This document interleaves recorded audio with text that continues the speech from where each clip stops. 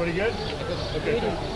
Coach, what can you tell us about Chris Williams? I understand he's been suspended. He didn't show for camp, so we suspended him. What does that mean exactly? Is there any? What does the suspension mean?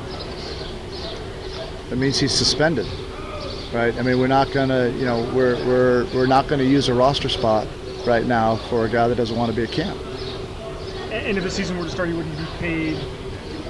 No. Right. No, he's got to perform to his contract. Right, he's got a valid contract, and he should be here performing. If he doesn't want us to perform and be here, then he gets suspended without pay. Yeah. Did he notify you that he wasn't going? No, he didn't. He didn't even respond to us.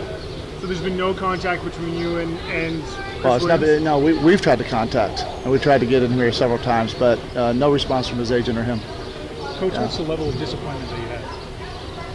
Well, I'm disappointed. I understand, both sides of it to some degree, but at the end of the day, there has not been a ruling, and I expect our players to honor their contracts. In this particular case, that wasn't done. Can you tell us anything about where the arbitration hearing stands at this point? Your guess would be as good as mine. Yeah, we're still waiting on a ruling, but I feel pretty confident about it.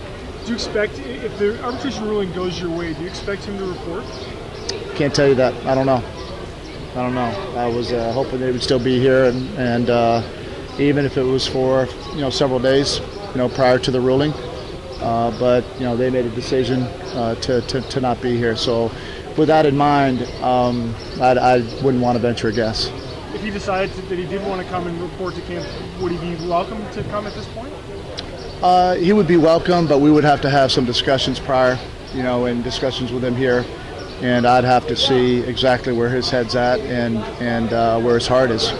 Knowing what an impact he made on this team last year, does it change your offense significantly knowing that he's not here and you may be without him for this season? Well, we would sure like to play with Chris, obviously. I think any coach in the league would, but we're moving on, so we'll get other guys prepared.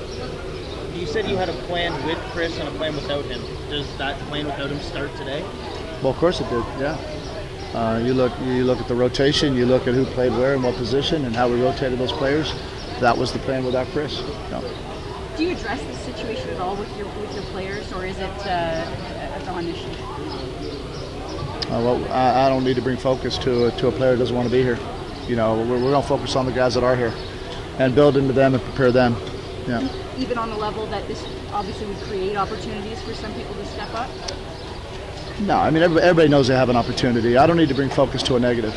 All it is an outside distraction. We got enough distractions right now in getting our guys prepared and learning the offense, defense, and special teams. Yeah. Aside from Chris not being here, how do you feel about the first day of I was really pleased. I thought it went really well. I thought our practice was crisp. Our guys had a pretty decent understanding of what we're trying to do, at least for the little bit that we've got in. I was pretty pleased, but then again, I've got film to watch still, so we'll see after I watch film. I may change that opinion.